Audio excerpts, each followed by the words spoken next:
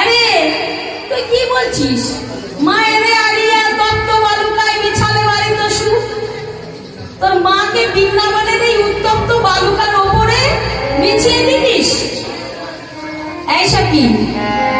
আমার কথাটা বুঝতে পারিস নি তোরা, তাই না? ওই জন্য রেগে যাচ্ছিস। আচ্ছা, আমার মায়ের নামটা কি বলতো? হ্যাঁ, ঠিকই বলেছিস, আমার মা কীর্তিদা। কিন্তু কীর্তিদা মায়ের ঔরসে আমার জন্ম হয়নি রে। আমার জন্মটা হয়েছে কোথায় জানিস? আমার জন্ম হয়েছিল সামান্য একটা পদ্ম ফুল থেকে।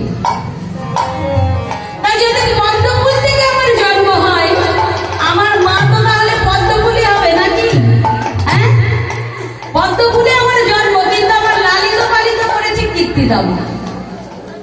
তাই আমি বলছি, বৃন্দাবনের সরোবরে যত পদ্ম ফুল ফুটে আছে, সমস্ত পদ্ম পুষ্প চয়ন করে এনে যদি বৃন্দাবনের এই উত্তপ্ত বালুকার উপর দিয়ে বিছিয়ে দিতে পারতাম, আমার বধূ নেচে নেচে ওঠে যেত।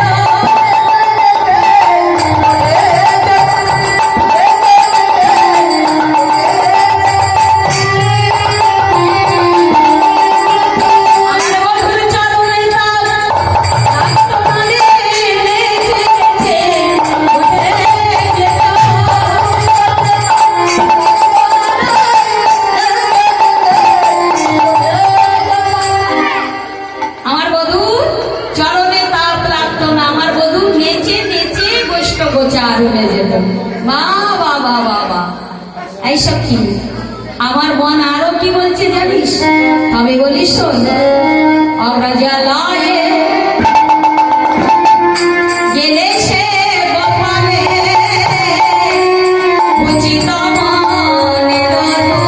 মনের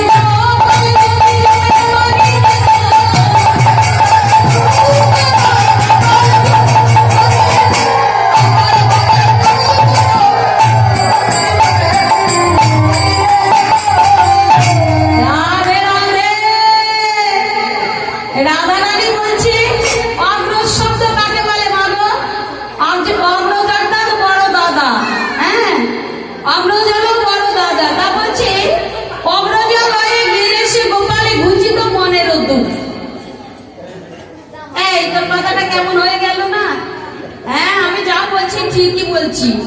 হঠাৎ নন্দ মহারাজের নবলক্ষ ধেনুর পাল যদি ছোট দাদা অর্থাৎ শনির কোপে পড়ে যদি ওই জমের বাড়ি যেত, তাহলে আমার মনে সুখ হতো। বুঝতে পেরেছেন? বুঝতে পারেননি? ছোট দাদার কোপে, তার মানে সূর্যদেবের বড় পুত্রের নাম যমরাজ আর ছোট পুত্রের নাম শনিদেব। তা বললেন, রাধারানী বলছে আমি নই, বলছে ছোট দাদার কোপে পড়ে যদি জমের বাড়ি অর্থাৎ ছোট দাদার কোপে পড়ে বড় দাদার বাড়ি চলে যেত। নন্দ মহারাজ যে নবলক্ষ ধেনুর পাল শনিদেবের কোপে পড়ে যদি জমের বাড়ি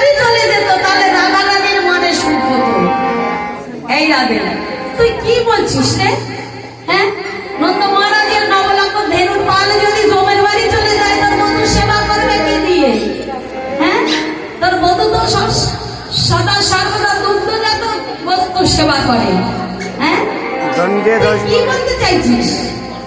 রাধারানী বলছে, সখী রে, আমি তো এই বাদিনীর ঘরে বাসন করি, তাই সরাসরি কোনো কথা বলতে পারি না, তাই আকার ইঙ্গিতে বলতে হয়, আবরণ রেখে কথা বলতে হয়।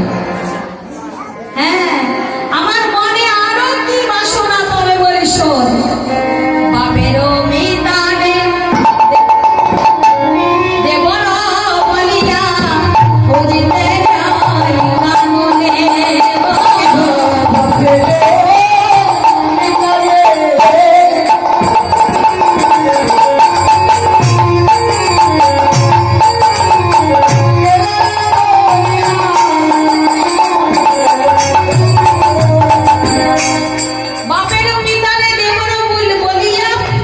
যাই কাননে।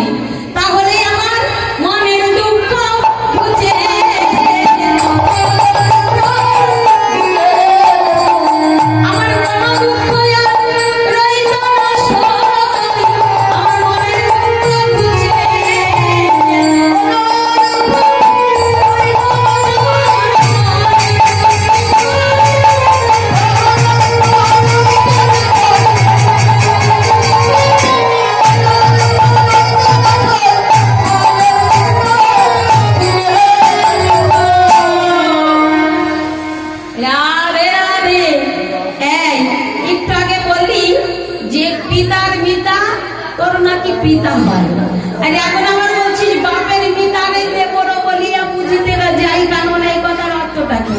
একটু আগে বললি তোর বাবা হয়, বাবার মিতা মানে বাবা, তো এখন আবার বলছিস বাপের মিতারে দেবর, তুই তাকে দেবর বলছিস কেন আবার? এইসব কি আমার কথা বুঝতে পারিসনি তো? হ্যাঁ, বুঝবি কেমন করে? আমি বলতে চাইছি বাপের পিতা অর্থাৎ দেবর অর্থাৎ সূর্যদেবের পূজা করে যদি এখন আমি ওই জবাকুঞ্জে গিয়ে আমার বন্ধুর সঙ্গে মিলিত হতে পারতাম, তাহলে আমার মনে সুখ হতো। আমি আমার বাপের পিতা অর্থাৎ সূর্যদেব, তাকে কি বলতাম? হে দেবতা, আমায় দেবর দেবর, আমায় দেবর দেবর,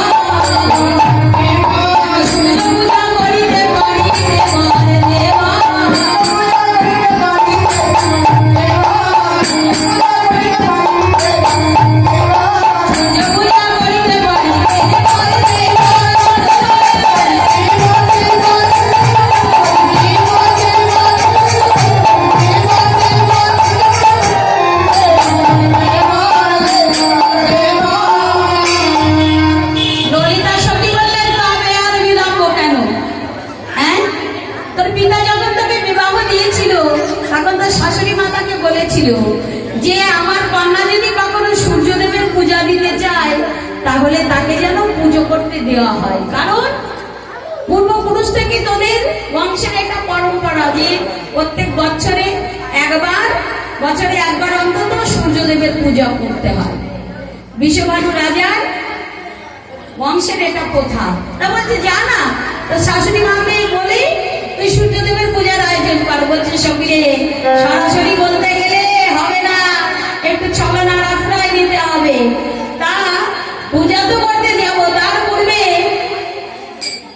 তুলসী না হলে তো সূর্যদেবের পূজা হবে না, দেখি তো তুলসীকে খুঁজে পাওয়া যায় কিনা।